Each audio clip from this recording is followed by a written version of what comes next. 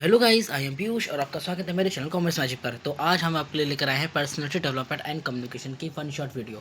ये इसके अंदर पर्सनालिटी डेवलपमेंट एंड कम्युनिकेशन के मोस्ट इंपॉर्टेंट क्वेश्चन करेंगे। अगर आपने अभी तक इस सब्जेक्ट को हाथ ला के नहीं देखा है, आपने पूरे इस सेमेस्टर में इस सब्जेक्ट को बिल्कुल पढ़ा नहीं है, आपको कुछ पता नहीं है, तो आप एकदम सही वीडियो पे आए हो। इस वीडियो को देखने के बाद आप अपने पेपर में 100% पास हो जाओगे। देखो, 100% पास होने की गारंटी दे रहा हूँ मैं, 100% कि आप इस पेपर में 100% पास हो जाओगे, ठीक है ना। और अगर अच्छे तरीके से इस वीडियो को डेडिकेट होकर देख लिया, 1 से 2 बार आपने नोट्स को रीड कर लिया, उसके बाद आप इसके अंदर मतलब कि पूरे पूरे मार्क्स लाओगे, फुल मार्क्स स्कोर करोगे, ठीक है ना। पूरा पेपर इसी के अंदर से आएगा, ठीक है ना। देखो, हाई प्रोबेबिलिटी, हाई चांस है कि सारा का सारा पेपर इसी में से आए। कुछ क्वेश्चन इधर उधर हो सकता है, बाकी अगर आप इस वीडियो को कर लेते हो तो आप 100% पास हो जाओगे। मतलब पास होने की गारंटी तो मैं लेता ही लेता हूँ कि आप बिल्कुल फेल नहीं होगे, ठीक है ना। देखो, ये जो वीडियो होने वाली है ना, देखो यहाँ पर सेमेस्टर 2, 3, 4, 5 और 6, ये हर एक स्टूडेंट के लिए वीडियो होने वाली है, ठीक है ना। ये सेमेस्टर 2, 3, 4, 5, 6 सबके लिए वीडियो होने वाली है। साथ में डी यू सोल के बच्चे, डी यू रेगुलर के बच्चे और एन सी बब, ये सब बच्चे ये सब यूनिवर्सिटी के बच्चे देख सकते हैं। अगर कोई अदर यूनिवर्सिटी से है जिसके पास पर्सनल डेवलपमेंट कम्युनिकेशन है, वो बच्चा भी इस वीडियो को देख सकता है, क्योंकि सारा का सारा पेपर इसी के अंदर से आएगा। अब स्टार्ट करते हैं अच्छी वीडियो। देखो, इसके अंदर हमें पहला क्वेश्चन दे रखा है, what are the various various barrier of communication and how to overcome them. देखो, बिजनेस कम्युनिकेशन पहले क्या होता है, पहले हम ये पढ़ेंगे। उसके बाद बिजनेस कम्युनिकेशन करते समय हमें कोई दिक्कत आती है ना, कुछ परेशानी होती है ना, बैरियर्स आते हैं, उसके बारे में पढ़ेंगे। उसके बाद हम इससे ओवरकम, मतलब कि इसे हम सॉल्व कैसे कर सकते हैं, रिजॉल्व कैसे कर सकते हैं, सब प्रॉब्लम को पढ़ेंगे। मतलब पहले 3 चीज़ पढ़ेंगे। इन तीनों पर सेपरेट क्वेश्चन भी आ जाता है, ठीक है ना। सेपरेट सेपरेट पूछ लेते हैं क्वेश्चन कि ये बताओ कि पहले तो पूछ लेगा कम्युनिकेशन प्रोसेस बताओ, ये पूछ लेगा। या पूछ लेगा कि इसके बैरियर्स को क्या क्या होता है, हम इसे बाहर कैसे निकल सकते हैं। या फिर आपसे टोटली एक सेम ऐसे क्वेश्चन पूछ सकता है, ठीक है ना। अगर आपसे अब कम्युनिकेशन पूछा कि कम्युनिकेशन क्या प्रोसेस क्या होता है, उसके अंदर आप इसके बैरियर्स, इसके फीचर, डिमेरिट क्या कहता है, और इसके क्या इसके बैरियर्स और इससे ओवरकम कैसे कर सकते हैं, ये सब आप लिख कर आओगे, ठीक है ना, जब भी आपको 6 नंबर मिलेंगे। बाकी 3 चीज़ पूछी इस क्वेश्चन के अंदर, हम तीनों पढ़ते। देखो, सबसे पहले कम्युनिकेशन होती क्या है। बेसिकली आप कम्युनिकेशन का मतलब समझो। जब एक पर्सन, ठीक है ना, दूसरे पर्सन से ये अपने आइडिया, अपने थॉट को, जो भी इसके अंदर जो भी चीज़ ने सीखी है, या फिर कोई बात है, कोई आइडिया है इसके अंदर, है ना, कोई आइडिया से आए किसी काम से रिलेटेड, वो जब दूसरे पर्सन को समझाता है, भाई हम इस तरह से इस काम को कर सकते हैं, ठीक है ना, उसे ही कहते हैं कम्युनिकेशन। जब अपनी बात को ये इसको समझाता है ना, उसे ही कहते हैं कम्युनिकेशन, ठीक है ना। यही होता है और कुछ नहीं होता। देखो, communication process the sharing the idea information, अपनी आइडियाज़ को, इन्फॉर्मेशन को, फीलिंग्स को 1% टू अनदर पर्सन शेयर करना, यही कहलाता है बिजनेस कम्युनिकेशन, ठीक है ना। ठीक है। अब देखो, व्हाट समथिंग क्रिएट वेरियस, देखो उसके अंदर वेरियस क्रिएट होते हैं काफ़ी सारे, ठीक है ना।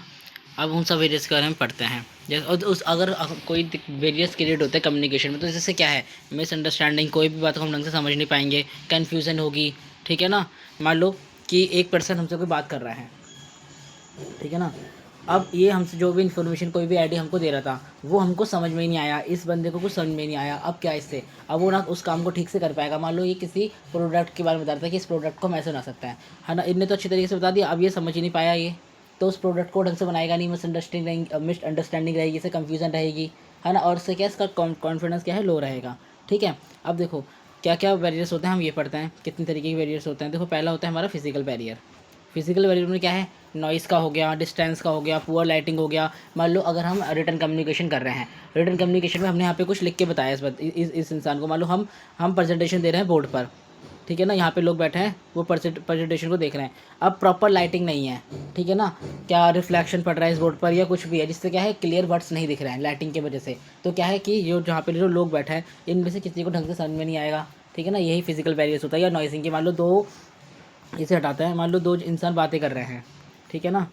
अब जब ये बातें कर रहे हैं, जब अपनी अब इन्फॉर्मेशन को एक दूसरे से शेयर कर रहे हैं, अपनी इन्फॉर्मेशन शेयर कर रहे हैं, ये फीडबैक इसे दे रहा है, उस समय यहाँ पर आसपास बहुत शोर हो रहा है, बहुत ज़्यादा क्या है, नॉइज़ हो रही है। तो क्या है, इनको ढंग से ही अपनी बातों को क्या एक दूसरे के संग शेयर नहीं कर पाएंगे, है ना, और ना ढंग से फीडबैक दे पाएंगे, जिससे क्या है कि ये भी एक कम्युनिकेशन बैरियर्स होता है, ठीक है ना। यहाँ से आप पढ़ लो फिजिकल बैरियर्स, ठीक है ना। सिमेटिक बैरियर्स होता है, इसके अंदर क्या होता है, इसमें क्या है कि एक वर्ड का दूसरा, एक इसने कुछ वर्ड्स बोला अपनी कम्युनिकेशन करते समय, पर ये उस वर्ड्स का कोई दूसरा मीनिंग समझ गया, ठीक है ना, जिससे क्या मिसअंडरस्टैंडिंग डेवलप होगी इसके अंदर। और फिर हमारे को साइकोलॉजी बेरियस होता है। साइकोलॉजी बेरियस कैसे होता है, इसके अंदर हमारा आ जाता है they are the mind set, emotion और एटीट्यूड के ऊपर होता है ये। मान लो कि एक इंसान बहुत ज़्यादा स्ट्रेस में है ना, गुस्से में है, फियर है, मान लो ये इंसान है, ये इस समय ये जो है इस काफ़ी ज़्यादा मतलब गुस्से में है, ठीक है ना। तो क्या है, जब ये गुस्से में होगा तो ये ढंग से अपनी जो भी इन्फॉर्मेशन होगी वो ढंग से प्रोवाइड नहीं कराएगा, है ना, अच्छे से प्रोवाइड नहीं कराएगा। मान लो अगर ये गुस्से में है तो जब ये से अच्छे से इन्फॉर्मेशन देगा तो ये ढंग से क्या है उस बातों को समझ नहीं पाएगा।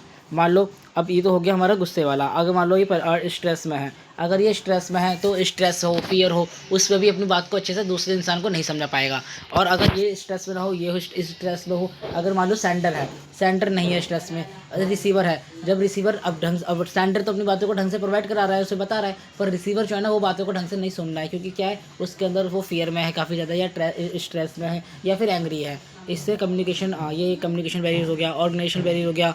और देखो अलग अलग ऑर्गेनाइजेशन में ना खुद के ऑर्गेनाइजेशन के खुद के ना कुछ टेक्निकल वर्ड्स होते हैं, ठीक है ना, जिससे क्या है कि एक नया पर्सन नहीं समझ पाता है। तो ये हो गया हमारा ऑर्गेनाइजेशनल बैरियर्स। लैंग्वेज बैरियर्स हो गया, लैंग्वेज कल्चर बैरियर्स। देखो ये दोनों सेम ही सेम है, थोड़ी थोड़ी। देखो उसमें क्या होता है, मान लो रिसीवर है और सेंडर दोनों अलग अलग रिलीजन से हैं। इसके रिलीजन में एक वर्ड का मीनिंग कुछ और होता है, उसके रिलीजन में अलग होता है। इसकी कम्युनिकेशन प्रैक्टिस अलग है, ठीक है ना, उसकी कम्युनिकेशन प्रैक्टिस अलग है, ठीक है ना, दोनों की अलग अलग है। तो जिससे क्या है कि इनके अंदर क्या है कल्चर और लैंग्वेज बैरियर्स क्रिएट होता है, ठीक है। ये बातों को ढंग से नहीं समझ सकते हैं एक दूसरे की, ठीक है ना। इसकी लैंग्वेज में एक वर्ड का मतलब अलग है, उसकी लैंग्वेज में उस वर्ड्स का मतलब अलग है, ठीक है। तो क्या है कि मिसअंडरस्टैंडिंग डेवलप होगी दोनों के अंदर। वो कुछ और बता रहा है पर वो सामने वाला बंदा क्या, सेंटर कुछ और बता रहा है, पर रिसीवर क्या है उसका मतलब कुछ और ही डिकोड कर रहा है, ठीक है ना, डिकोडिंग कर रहा है, ठीक है। अब देखो यही था, बाकी आपके सारे बैरियर्स कंप्लीट हो गए। आप यहाँ से रीड कर लेना इसे अच्छे से, और बाकी से अच्छे से लिख कर आना अपने एग्जाम के अंदर। अब देखो यहाँ पर एक फ्लो चार्ट दे रखा है, जिस फ्लो चार्ट से आपको समझ में आएगा कि जो बैरियर्स होता है ना वो कैसे क्या है पता लगता है। देखो सेंडर है, सेंडर ने मैसेज भेजा। अब जब मैसेज को भेजता है ना, यहाँ पे डिकोडिंग के समय क्या है कुछ बैरियर्स क्रिएट हो जाते हैं। ये आप फीडबैक को भी मत देखो, आप सिर्फ बैरियर्स को देखो, कैसे चैनल्स के बैरियर्स होते हैं जो हम लोग पढ़े ना, ये सारे बैरियर्स क्रिएट हो जाते हैं। जिससे क्या है जो रिसीवर जो है ना वो ढंग से क्या है बात को नहीं समझ पाता है, और जब बात को ढंग से नहीं समझ पाता है तो वो क्या है अपना फीडबैक देता है। जब फीडबैक वो सेंटर को देता है तो सेंटर को पता लगता है कि जो मैंने इन्फॉर्मेशन रिसीवर को दी थी वो रिसीवर ढंग से नहीं समझ पाया है, ठीक है। अब देखो हम ओवरकम कैसे कर सकते हैं। सबसे पहले तो ओवरकम कैसे कर सकते हैं, मतलब कि जो भी बैरियर्स क्रिएट हो रहे हैं हम इन सबको सॉल्व कैसे कर सकते हैं। देखो पहला है इसके अंदर choose the right time and the place of communication का एक राइट प्लेस, अच्छा इन्वायरमेंट चूज़ करना चाहिए हमें, ठीक है ना, कि शांति भरा इन्वायरमेंट हो, ज़्यादा शोर वोर ना हो, नॉइस ना हो, ठीक है ना, ये हमें देखना चाहिए। Use simple and clear and short language, हमें देखो सिंपल वर्ड का यूज़ करना चाहिए जो क्लियर वर्ड्स हों, ठीक है ना। ऐसा नहीं कि हमें कॉम्प्लिकेट्स वर्ड्स हो गए, कॉम्प्लेक्स वर्ड्स के जिनके कॉम्प्लेक्स मीनिंग होता है ऐसे वर्ड्स का यूज़ नहीं करना चाहिए। सिंपल हमें क्या है वर्ड्स का यूज़ करना चाहिए, ठीक है ना। शॉर्ट लैंग्वेज, ठीक है ना, ज़्यादा लंबी कम्युनिकेशन प्रोसेस, ज़्यादा लंबा हमें कुछ भी चीज़ को लिख के नहीं समझाना चाहिए, ठीक है ना, जिससे क्या है कि डाटा कॉम्प्लेक्स ना बन जाए, ठीक है ना। हमें ना मतलब कि विजुअल फॉर्म में हमें डाटा प्रोवाइड करना चाहिए, जिससे क्या है कि जो रिसीवर है वो ढंग से अपने डाटा को ढंग से रिसीव कर ले, कॉम्प्लेक्स तो अच्छे से समझ जाए। फिर क्या है देखो लिसनिंग केयरफुली, हमें ढंग से सुनना चाहिए। अगर मान लो वो क्या फीडबैक दे रहा है तो हमें ढंग से उसका फीडबैक सुनना है। वो हमें कोई सेंडर रिसीवर दे रहा है, सेंडर जो है ना मैसेज दे रहा है, तो हमें ढंग से उस मैसेज को, अगर वो ओरली बोल रहा है तो हमें ढंग से क्या है लिसनिंग की अच्छी पावर होनी चाहिए, अच्छे से सुनना चाहिए उसका, ठीक है ना। यहाँ से आप सारे के सारे पढ़ लेना। हमें देखो फीडबैक देना चाहिए, रिड्यूस करना चाहिए अननेसेसरी रूल एंड प्रोसेस को, ठीक है ना। विजुअल ऐड से हम क्या है कॉम्प्लेक्स जो भी डाटा होता है ना उससे अच्छे से सॉल्व कर सकते हैं। हमें एग्जांपल देने चाहिए, अगर हम कुछ बात समझा रहे हैं तो उसके संग उसे एग्जांपल देने चाहिए, जिससे क्या है वो और ज़्यादा जल्दी क्या है सब बातों को समझेगा, ठीक है ना।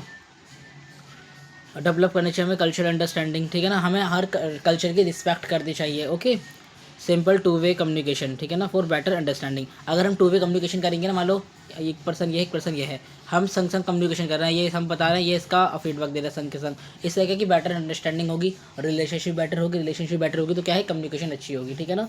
यही था इसके अंदर और कुछ भी नहीं था। समरी आपको पता ही है, जो हमने ऊपर रीड करा है उसे ही यहाँ पे लिख देना है। यहाँ पे 3 लाइन लिखी, आप 4-5 लाइन कितनी भी लाइन लिख सकते हो।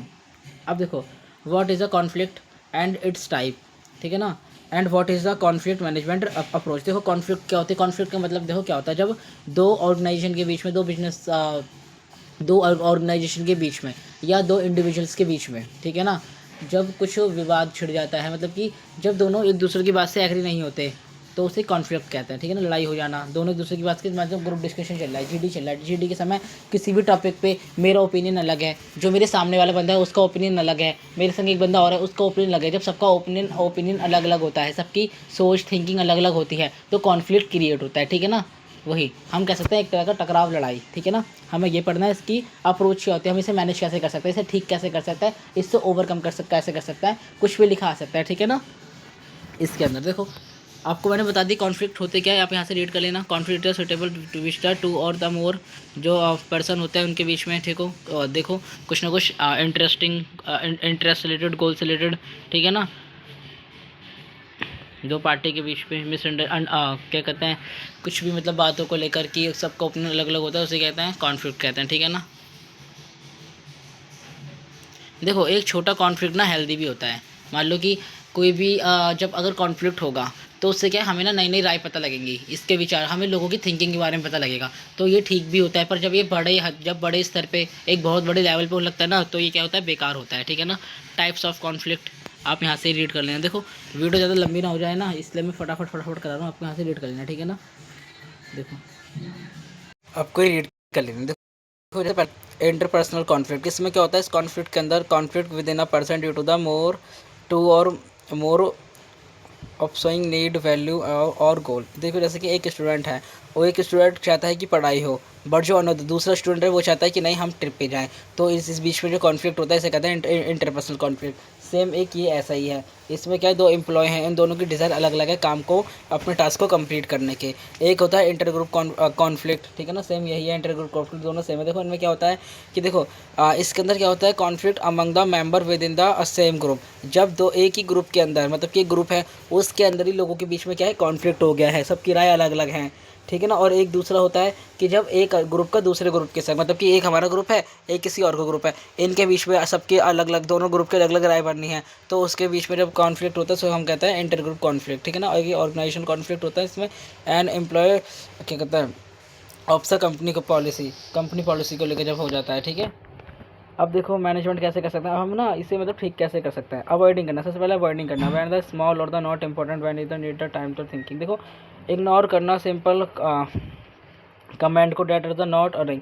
अगर मान लो कोई हम पे कमेंट मार रहा है, मान लो कि एक एम्प्लॉय है, मैं हूँ, मेरा अलग ओपिनियन है काम को करने का, ठीक है ना, पर दूसरा क्या है, दूसरा बंदा जो है ना वो मतलब कि मेरे काम को लेकर बता रहा है कि भाई इसका तो अलग तरीका, ये काम करने का, ये बेकार तरीके से करता है, बहुत लेट इसका काम होगा अगर इस तरीके से करेगा। तो ऐसे छोटी छोटी बातों को हमें इग्नोर करना चाहिए, ठीक है ना, हमें करके दिखाना चाहिए, ठीक है ना। बाकी हमें लिसनिंग की लिसनिंग की एबिलिटी हमें अंदर अच्छी होनी चाहिए, ठीक है ना, हमें इग्नोर करना आना चाहिए। और क्या हो सकता है, देखो बेसिक इसलिए अगर लड़ाई बंद कर, अगर हमें लड़ाई किसी से नहीं करनी तो हम क्या करते हैं, हमें ये कि हमें थोड़ा सा क्या है कि हमें उसकी बातें सुन लेनी चाहिए, ठीक है ना, ये सब होता है। अब बाकी आप यहाँ से रीड कर लेना, ठीक है ना। कंपेयरिंग नहीं करना है, और देखो हमें उस भावना से निकलना है, हमें कंपटीशन की भावना से निकलना है। अगर हम सोचेंगे ना कि हमें कंपटीशन करना है तो लड़ाई क्या है और बढ़ेगी, ठीक है।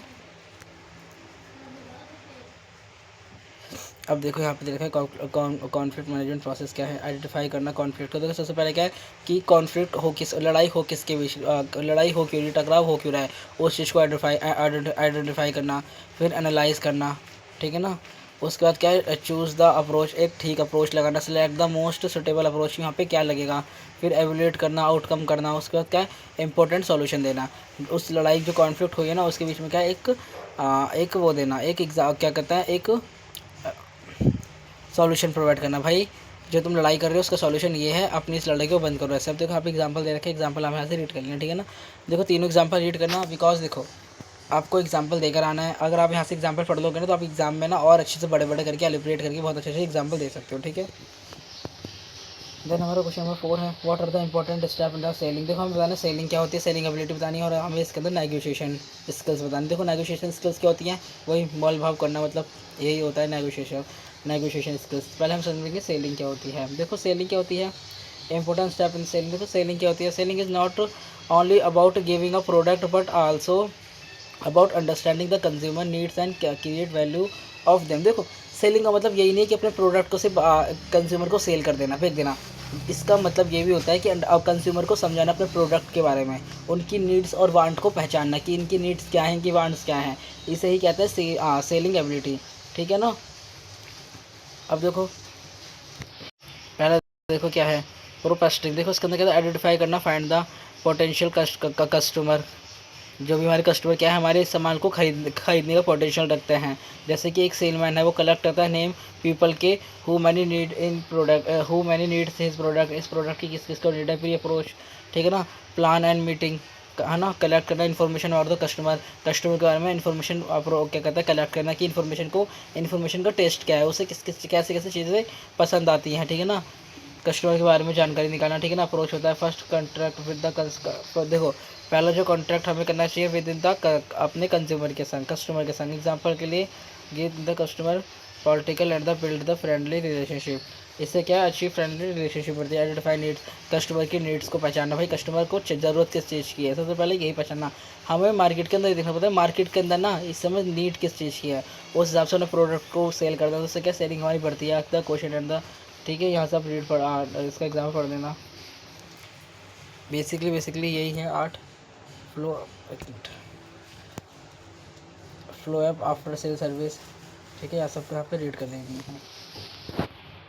अब देखो हमारा एक और आ गया नेगोशिएशन। क्या होता है, देखो नेगोशिएशन का मतलब तो नेगोशिएशन एक स्किल होती है, the ability use to discuss the reach of the agreement, ठीक है ना।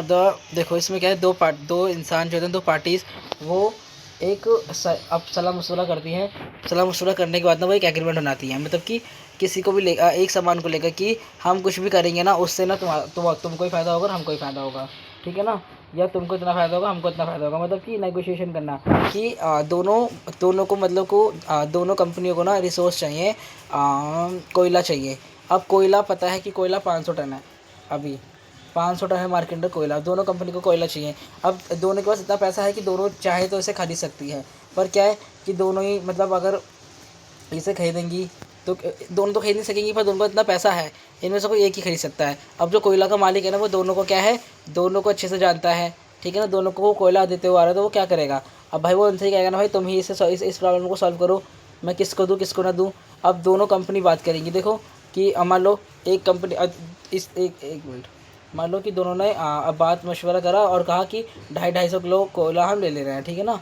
अब इस बात पे पहुंच सकती है, या फिर ऐसे पहुंच सकती है, इस कंपनी ने बोला तुम छोटी कंपनी हो, तुमको इस महीने में सिर्फ 200 किलो कोयले की ज़रूरत है, मुझको 300 किलो कोयले की ज़रूरत है, तो तुम ऐसा करो कि तुम 200 किलो ले लो, हम 250 किलो ले लेना है। इस तरीके से भी हो सकता है, ठीक है ना। वही की बातचीत करके एक ऐसा एक सॉल्यूशन पे पहुंचना, एक बात पे पहुंचना कि दोनों को क्या है, दोनों का नुकसान ना हो, ठीक है ना।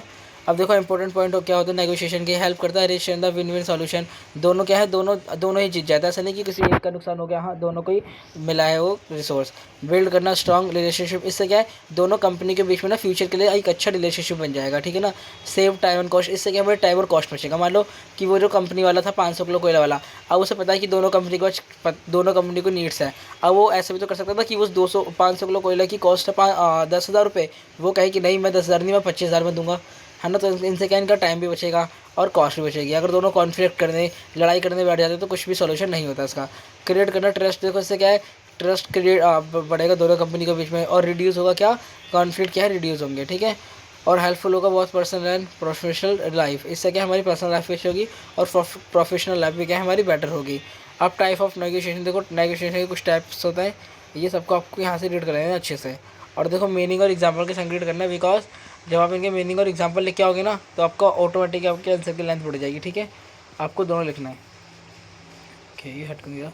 अब देखो की पॉइंट्स क्या है, एक good salesman focus the customer satisfaction. देखो एक जो गुड सेलमैन होता है ना, वो सारा फोकस करता है कस्टमर सेटिस्फेक्शन पे, कि हमारे जो कस्टमर है वो हमारे प्रोडक्ट लेने के बाद सेटिस्फाई है या नहीं है, ठीक है ना। And the long term relationship, और वो विश्वास रखता है कि मेरे और मेरे कस्टमर के बीच में ना एक लंबे समय के लिए, दीर्घकालीन समय के लिए क्या है, एक अच्छा रिलेशनशिप बने, ठीक है ना। और दूसरा क्या है, not just one time sale, और वो ये चीज़ इंश्योर करके रखता है कि मैं अपने प्रोडक्ट को अच्छी तरीके से बेचूँ और अच्छा माल का यूज़ करके प्रोडक्ट बनाऊँ, अच्छा माल बेचूँ, ताकि जो मेरा जो सेलिंग है ना, वो वन टाइम सेल ना बन जाए। वन टाइम सेल का मतलब है कि किसी कस्टमर ने एक बार खरीद लिया सामान, अब वो दोबारा आपकी दुकान पे नहीं आ रहा है खरीदने के लिए, बिकॉज बहुत सारे फैक्टर हो सकते हैं, आपकी दुकान में हाइजीनिक नहीं है, या फिर आपको ढंग से कुछ प्रोडक्ट बनाना नहीं आता, ये सब है एक्सेट्रा, ठीक है ना। बाकी समरी आपको पैसे पढ़ लेनी है, ठीक है। अब देखो क्वेश्चन नंबर 5 है, इसके अंदर हमें क्या है, शॉर्ट नोट देना है। पहला है डीमेट अकाउंट क्या होता है, फिर दूसरा है हमारा एग्जाम्पल ऑफ डिबेट, ठीक है, ये सब बताना है हमको। देखो ये डिबेट लिखा है, डिबेट है, व्हाट इज डिबेट और एलिमेंट ऑफ डिबेट। मैंने आई थिंक इसे कुछ और प्रोनाउंस कर दो, डिबेट प्रोनाउंस कर देते। देखो डिबेट क्या होती है ये बताना। देखो डिबेट क्या होता है, एक रिटर्न कम्युनिकेशन होती है। रिटर्न कम्युनिकेशन मतलब से लिख कर डिबेट क्या होती है, देखो debate is a formal discussion होती है, ठीक है ना, एक किसी टॉपिक पर एक पर्सन से अनदर पर्सन पर, ठीक है ना। और इसके अंदर ना हम इसके अंदर अपने कम्युनिकेशन करते समय हम क्या रखते हैं, एग्जाम्पल्स रखते हैं। विद एग्जाम्पल हम अपना कम्युनिकेशन, फैक्ट्स रखेंगे, एग्जाम्पल रखेंगे, इस तरह से अपनी कम्युनिकेशन करते हैं डिबेट के अंदर। और देखो डिबेट के अंदर एक अपोजिशन की तरह होता है, मतलब कि एक पर्सन होगा, दूसरा पर्सन होगा, इन दोनों के बीच में किसी भी एक टॉपिक पे क्या है, एक स्पेसिफिक टॉपिक के ऊपर डिस्कशन चलेगी, ठीक है ना। ये अपने अब ये इसके अंदर क्या है, जीतने की वो लालसा रहती है कि ये सोचेगा कि मैं विन हूँ, ये सोचेगा कि मैं विन हूँ। तो दोनों के दोनों ना उस टॉपिक के ऊपर ना बहुत सारे क्या है फैक्ट्स रखते हैं, एग्जांपल्स देते हैं, जिससे क्या है कि इन दोनों की क्या है, इन दोनों की थिंकिंग क्या है इंक्रीज़ होती है। साथ में जो ऑलरेडी डिबेट को देख रहे हैं ना, उनकी भी क्या है थिंकिंग की पावर क्या है अच्छी होती है, ठीक है।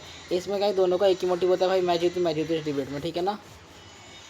अब देखो यहाँ पे जो फ्लो चार्ट पड़ रहा है, इसके हेल्प से आप अच्छे से देख सकते हो, ठीक है ना। ऑडियंस होती है, अच्छे सुनती है, वो उसका क्या है better argument within not the necessarily the.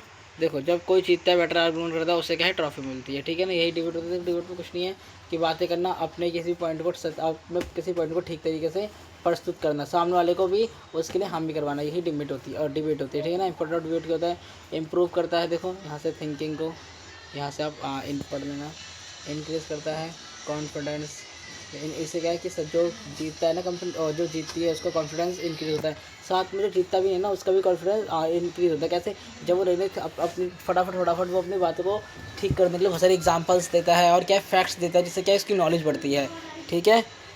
Ensure करता है रिच नॉलेज, देखो इससे क्या इंक्रीज करता है हमारी नॉलेज को, भाई नॉलेज बढ़ता है, डेवलप करता है respect for the other view point. अब देखो इससे क्या, जब डिबेट में जीतते हैं ना, तो जो भी हमें डिबेट को सुनना है, देख रहा है या सुनेगा, उससे क्या उसके बारे में हमारे क्या हो जाती है, इज्जत हो जाती है, ठीक है। रिस्पेक्ट क्या है, रिस्पेक्ट हो जाती है। अब देखो यहाँ पे टाइप्स ऑफ डिबेट दे रखे हैं। देखो टाइप्स कितने होते हैं, 4 टाइप्स होता है। पहला होता है फॉर्मल डिबेट, फिर होता है इनफॉर्मल डिबेट, फिर होता है हमारा प्रिलिमिनरी डिबेट, से हमारा होता है न्यू डिबेट, ठीक है ना। ये सब आपको यहाँ पे पढ़ना है। अब देखो यहाँ पर एक और क्वेश्चन आता है, व्हाट इज़ ग्रुप डिस्कशन, जिसमें कहते हैं जीडी। जीडी क्या होती है, अब बताओ।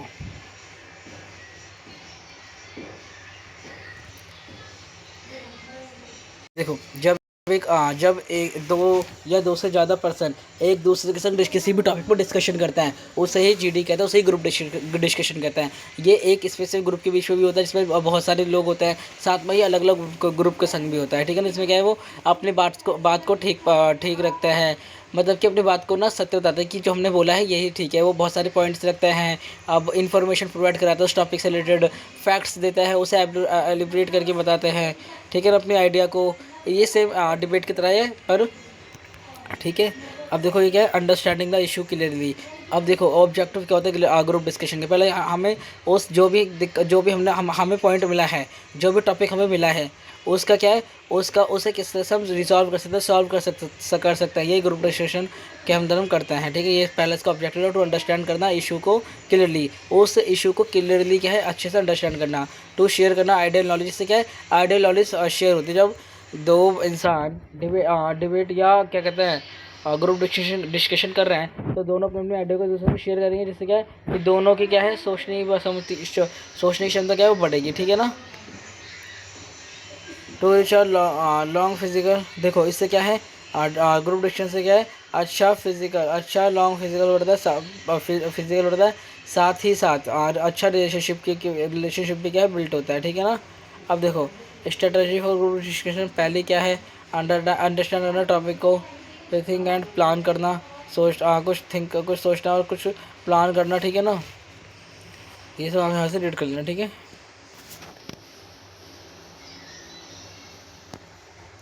देखो मेरा टारगेट है 1000 सब्सक्राइबर का, कर दिया। अब देखो हम आगे का पढ़ते हैं। समरी में क्या है, आपको जो हमने पढ़ा है वही पढ़ना है। अब देखो क्वेश्चन नंबर 6 में छठे में हमें बताना है मेमो क्या होता है, मेमोरेंडम जिसे कहते हैं, है ना, सर्कुलर रिपोर्ट होता है। देखो मेमोरेंडम यहाँ से ना आपको एग्जाम के अंदर आएगा, मेमोरेंडम आएगा, उसको बताओ कैसे बनाता है। देखो मेमोरेंडम, देखो मेमो क्या है, मेमोरेंडम होता है ये एक शॉर्ट रिटर्न मैसेज होता है जो यूज़ करती है ऑर्गेनाइजेशन करती है कम्युनिकेशन में, ठीक है। इन्फॉर्मेशन, देखो इसमें इन्फॉर्मेशन तो कुछ इन्फॉर्मेशन डालती है।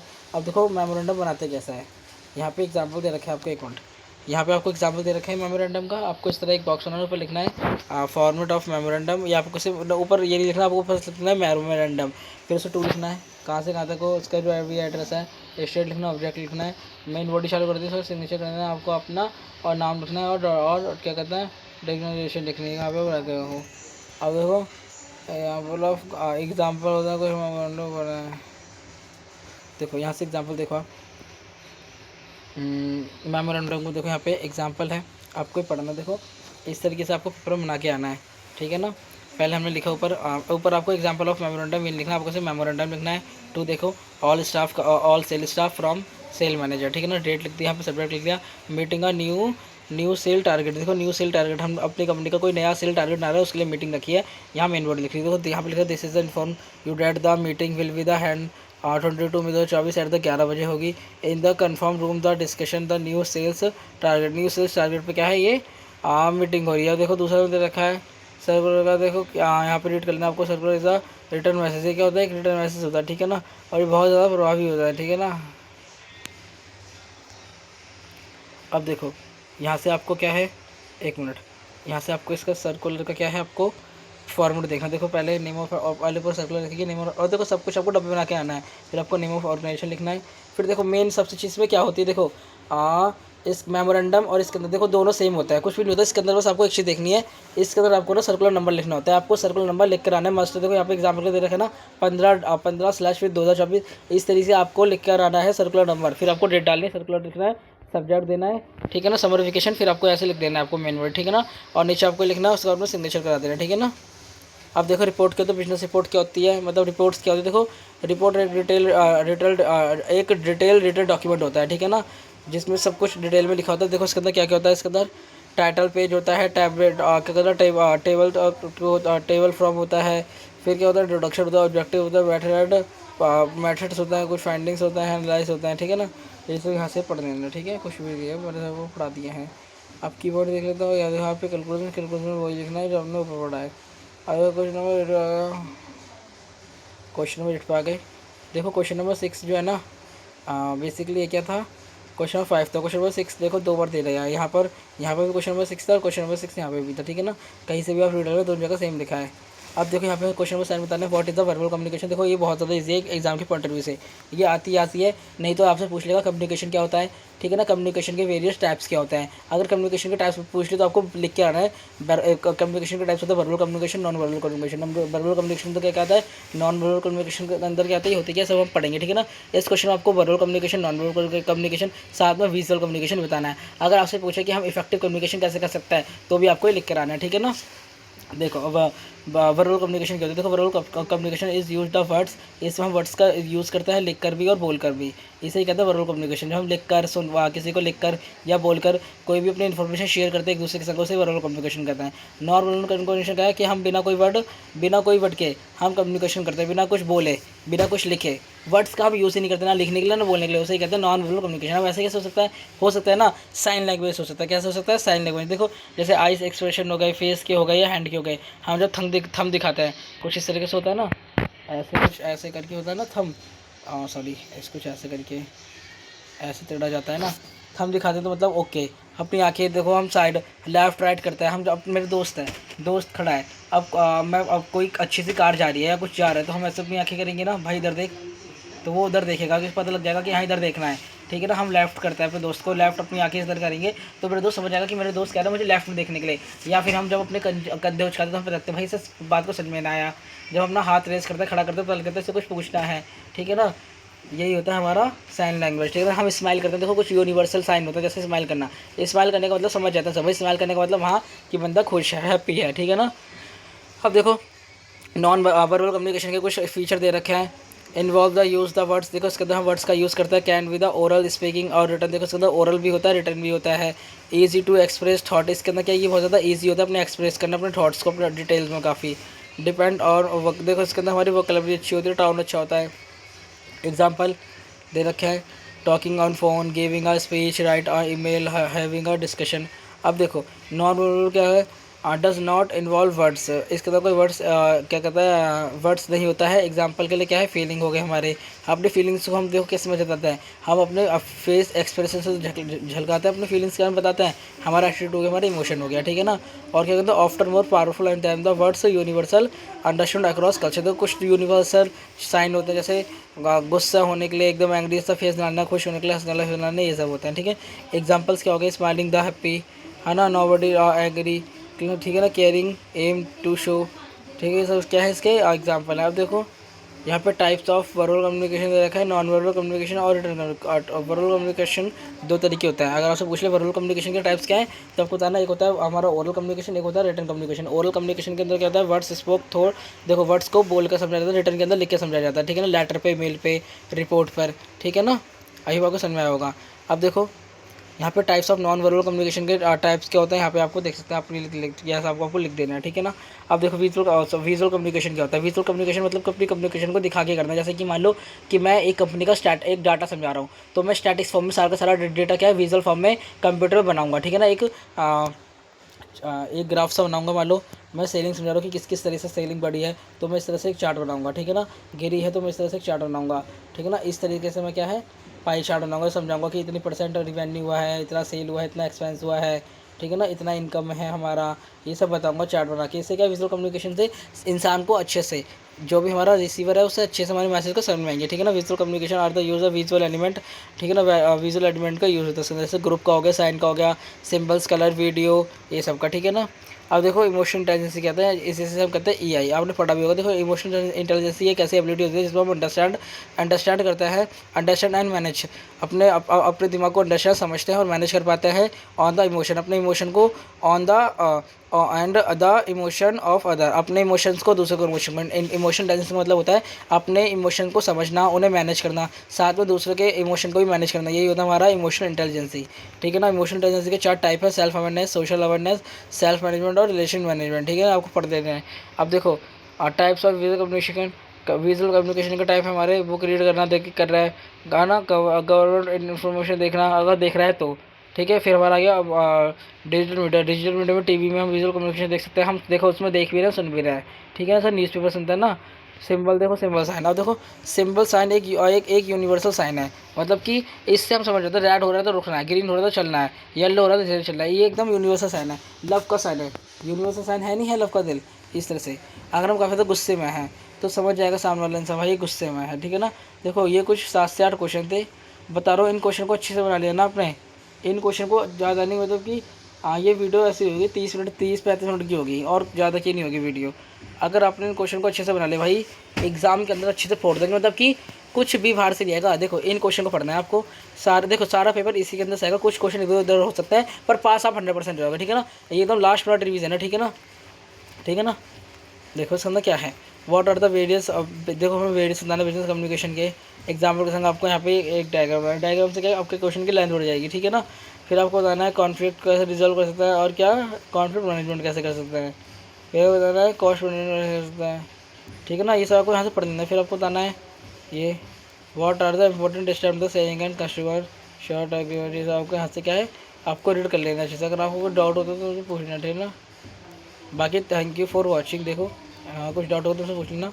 बाकी thank you for watching this video. देखो इस चैनल को लाइक करो, शेयर करो, सब्सक्राइब करो। अगर मेरा टारगेट है देखो 500 सब्सक्राइबर्स को, मैंने आपको 1000 सब्सक्राइबर्स को मैंने आपको बताया था, फटाफट से आप जाके ना सब्सक्राइब कर लो वीडियो को प्लीज़। अगर आपको ऐसी इन्फॉर्मेशन वीडियो और सब्जेक्ट की चाहिए तो मुझे कमेंट कर देना, मैं और सब्सक्राइब करें, कमेंट करना, पहले सबसे सब्सक्राइब करना, उसके बाद कमेंट करना कि सर वीडियो बना दो जिस जरूर आपको चाहिए। और हाँ एक बात और, सब्जेक्ट बताते समय आपको क्या है अपना सब्जेक्ट को प्रॉपर नहीं बताना, सेमेस्टर बताना कौन सेमेस्टर, और साथ में बताना कौन से सब्जेक्ट को एग्जाम है। बिकॉज अगर आप मुझे बताओगे कि इस सब्जेक्ट की वीडियो बनानी है तो मैं फिर आपसे पूछूंगा भाई इसका एग्जाम कब है, उसमें बहुत ज़्यादा टाइम लग जाएगा, क्या लगेगा बहुत ज़्यादा टाइम लग जाएगा। इसलिए क्या है आपको एक बार बता देना इसका एग्जाम कब है, ठीक है ना।